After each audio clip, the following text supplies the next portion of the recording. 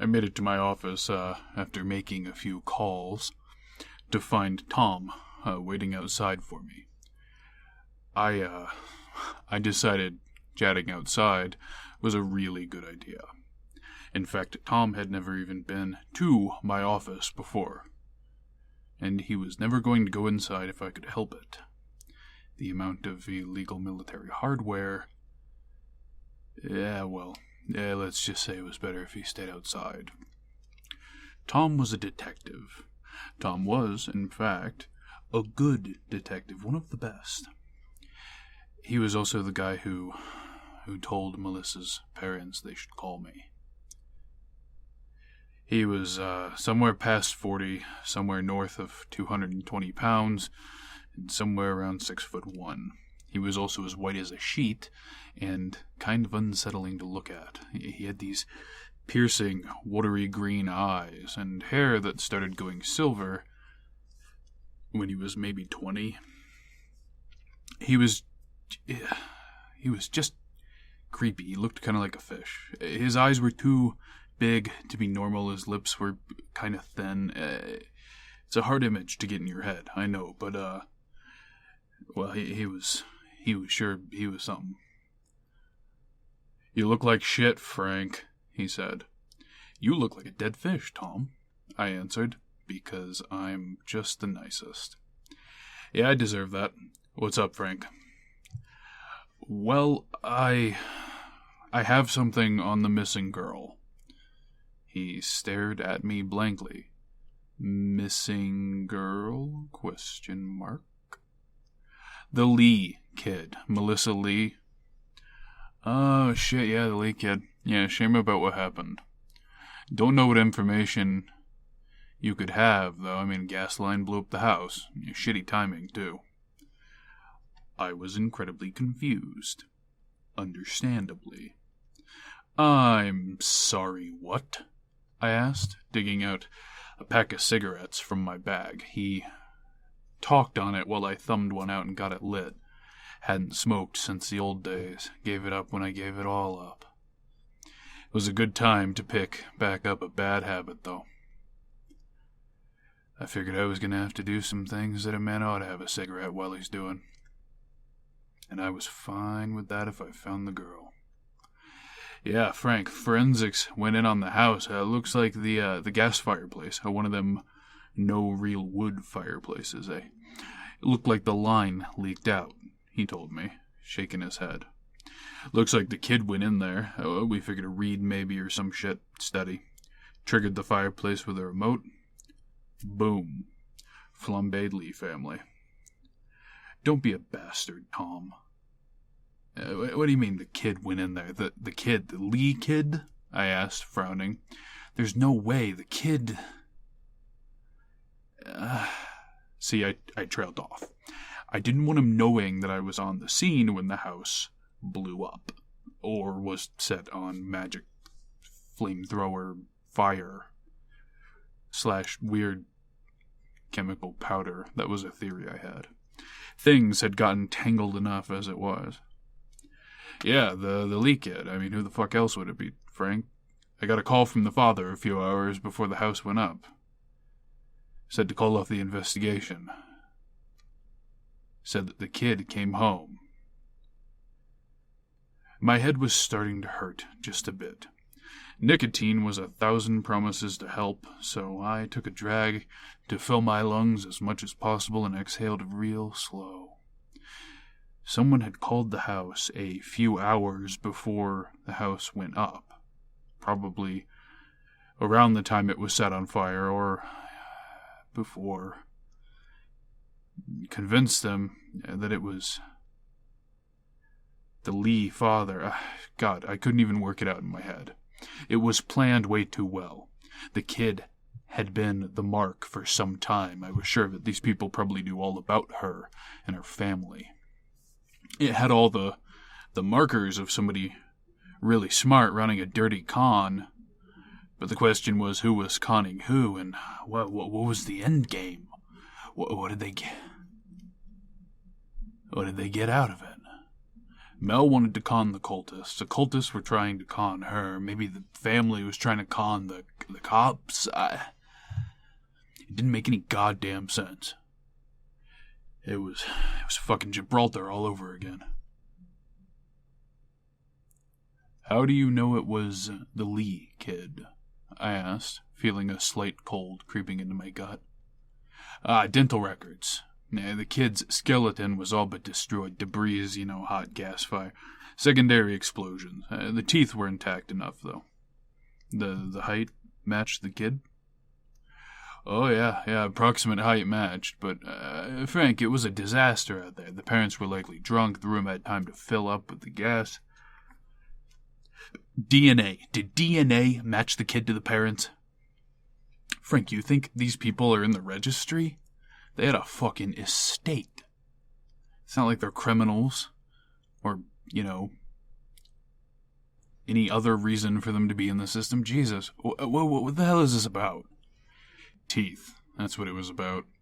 It was about fucking teeth, and the fact that these scum fucks had probably picked up an Asian kid somewhere. It didn't even have to be Asian, a street kid.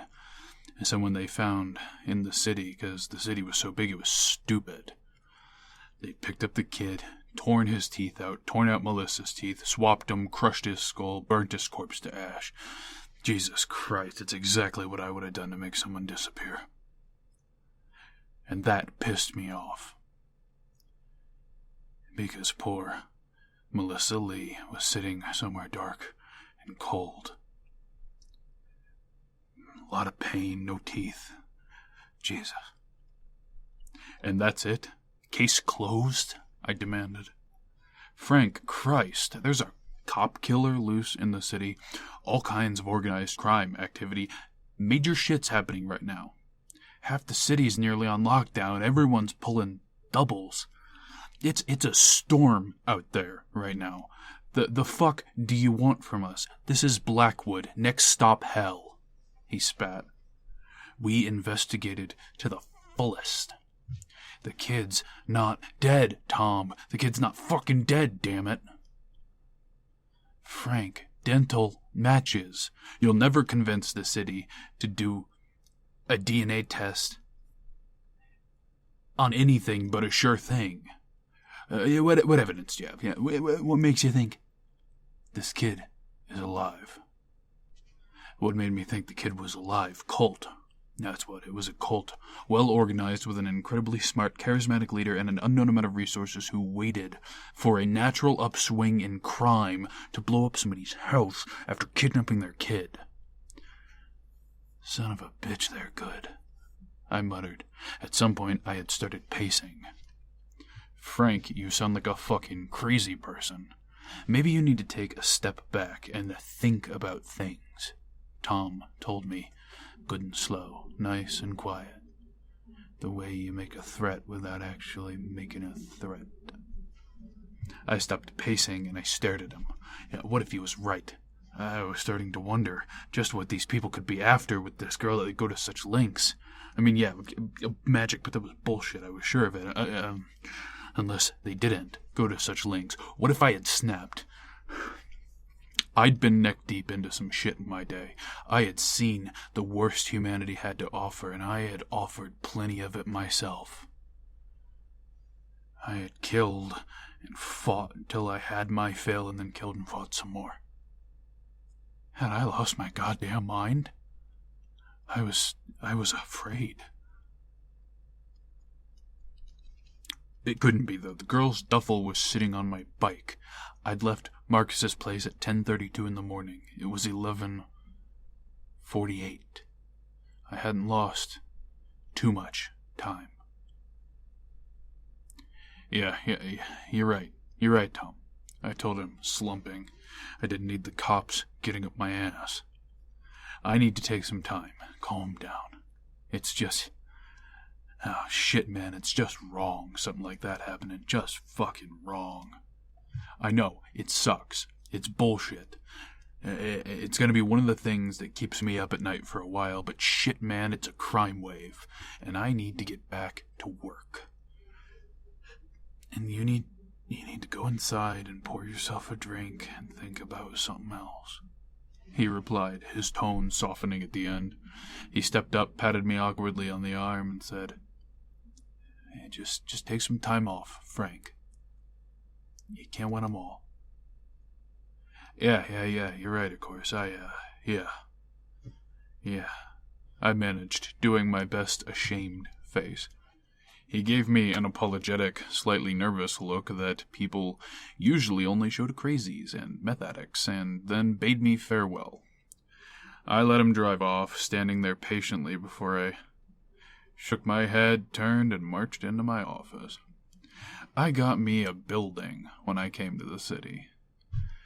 I bought it. I purchased it entirely through a secondary ID and alias that I'd been setting up and making look genuine, for as long as I could remember. Through favors, hard work for so long, like I said.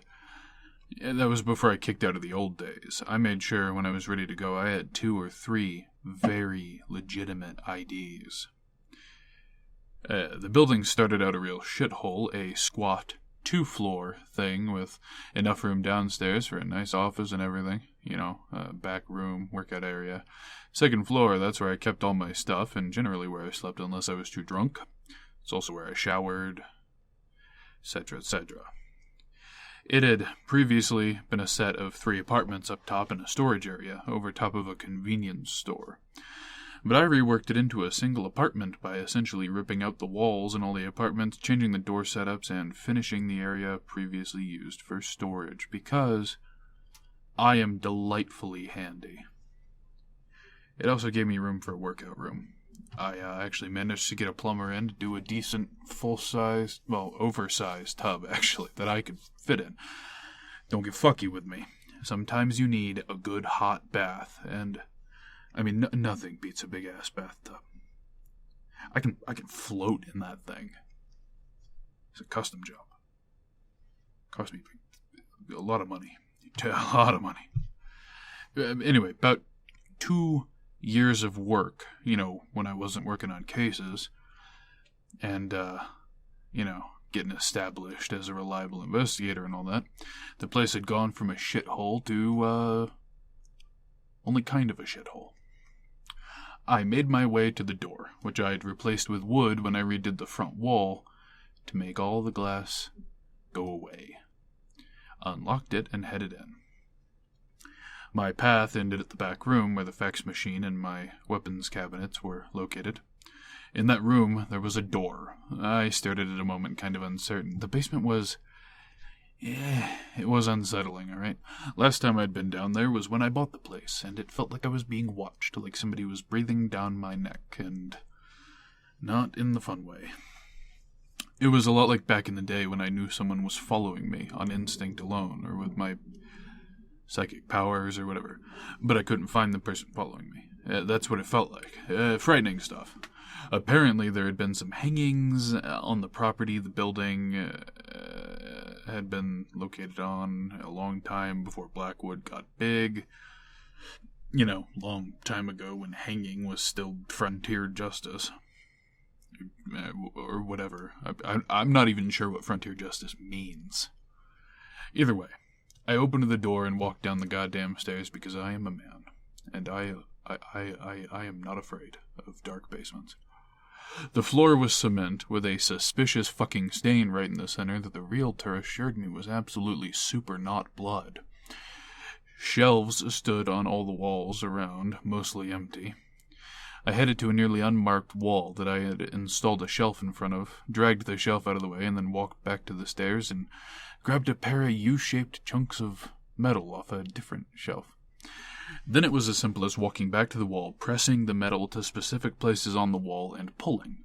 I'd built a wooden construction to fit what was actually a hole in the wall, and then I had layered cement board, actually, on top of that wood construction and matched it as closely as I could to the wall around the construction so that it filled in and basically made an invisible covering for the hole.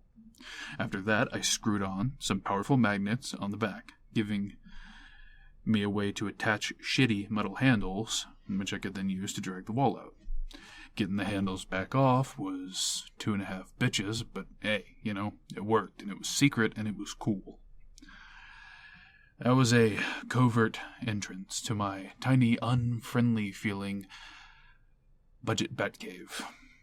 Back in the olden days of Blackwood, there was a stop in that store on the Underground Railroad. Once upon a time, the convenience store was just a general store. You see, then it was a neighborhood market where there was drug trafficking, so the tunnel was useful there, and then that was redone. The tunnel was cemented up, the walls, were made out of cement, it was redone. When more developed sewer systems were put in, that tunnel crossed right into one. So the city, ever cutting corners, bricked it off at both ends and pretended it no longer existed, because that's how that works, I guess. By that point, the Underground Railroad was long done, and there was no use for it. So it just lay unused until I inspected the building. Sure enough, in that tunnel there was a little antechamber for slaves to hide in, if someone decided to investigate the basement of the store for some reason. With the wall dragged out, I entered the tunnel, flicked on the lights I'd installed. They were little more than industrial fixtures that followed the path of the wires. I ran along the wall to a security door I'd bought and paid for to be used in a different building through a separate alias and identity, because, my God, am I paranoid. Like wow, right? It's fucking crazy. So that's something I did. I had the door delivered to an abandoned building that I was supposedly working on, picked it up, brought it home, and installed it myself. That took a few weeks. It certainly wasn't impenetrable, but it was bolted hardcore into the cement, and breaching it would be difficult at best. If you entered without, opening the door via the codes, the laser tripwire trigger for the sedative gas charges wouldn't disable. Basically, if you broke in, you'd fall asleep real quick. And then I'd kill you. Or maybe torture you to find out why you were in my fucking Batcave. Then I'd probably kill you. Either way, it's not a happy ending for you. The only person who gets to have fun there is me. There were things in that room I had to be careful about. Criminals could do a lot of damage with that sort of stuff. Once inside, I closed my eyes and took a breath. The hookups for the sedative gas in the room hung from the ceiling, out of sight on either side of the doorway behind me. Each of the other walls was lined with tables I had fitted as closely as possible to maximize my usage of space. Above each table there were wall-mounted racks, bolted directly to the cement again. I'm not going to beat around the bush. The rack directly across from the door was all firearms that were more or less not entirely legal. I'm not going to say they were illegal. I'm just going to say that they were legal. I'm not clever enough to come up with something for that. They were super illegal, like automatic weapons, just bad stuff. On the table below those, there was old body armor of various types and for various purposes, stacked up and prepped for usage. To the right, there were knives and longer weapons like machetes and swords. Those were the ones I didn't keep up in the office in my weapon cabinets. To my left, grenades, equipment, ancillary gear, etc., etc. I won't say it was organized, because I'm not a terribly organized man. But it was neat enough for me to find everything. And, of course, it needed to be neat enough because I didn't have time for a mess. I knew if I ever returned to that secret tunnel after sealing it up with the fake wall, that would mean someone from my past had tracked me down and came for me. At that point, I wouldn't be able to screw around trying to find stuff. I'd have to burn my new identity and get out of Blackwood as fast as possible. And it was a very real possibility that it would have happened eventually. My fear of that was one of the reasons why I was so slow to get close to Marcus, and why it was easy to drift back apart from him.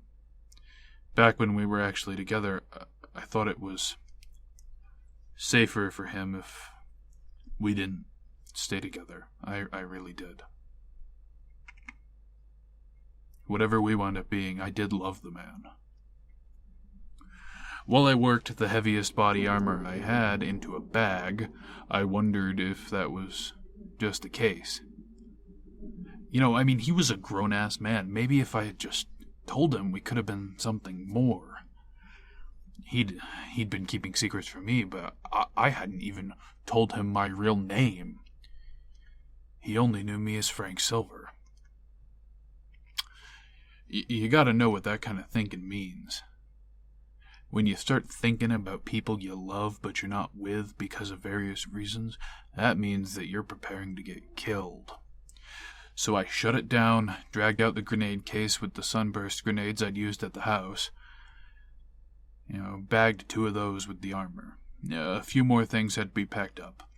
One of them was a ballistic shield with reasonable fire resistance for obvious fucking reasons.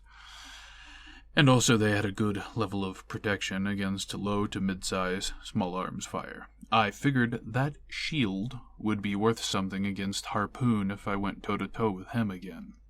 Instead of getting punctured, I'd catch his harpoons in my shield and then we'd dozy-do. The rest was simple. Yeah, okay, I'd say it was simple, but yeah, it was actually hard to pack my gear. I had so many choices. I threw in a couple of tear gas grenades, some smoke grenades, my shock baton, the heavy, thick-bladed sword I used back in the day when guns were a bad idea and people needed to suffer big time. And, halfway through I lit a second cigarette and I realized my heart was pounding in my chest. Excitement, no joke. I was excited to the point I was almost aroused. People like me don't belong on the sidelines. Investigators, sure, I could handle that. Tracking, I could do that, but not hurting people? Avoiding combat, hiding in the shadows? People like me have to do what we do because of odd reasons. There's a sort of violence inside some people, a big, tangled mess of nastiness that always wants to lash out. Call it anger issues, call it hormonal issues, call it behavioral issues, call it whatever you fucking want. But there's something in a person's spirit, something that's hard to control, something that gets off on the fight, that feeds on the combat, bloodshed, and suffering. I was good at what I did when I did it, and I loved my work. Didn't always enjoy it. Most of the time I did. I never liked it when good people suffered under my hands or innocent. But I loved my work. Always did, and I always will. My old rifle went in the bag along with its suppressor and 6 magazines of subsonic hollow points. I was ready to kill, and had no time to kill. Waiting around wouldn't help anyone. The girl's journal told me everything I needed to know. Marcus's mercs got me the rest of the info. I was prepared for who I was looking for. It was just time to actually find them. That meant it was time to go get dinner and my other ride.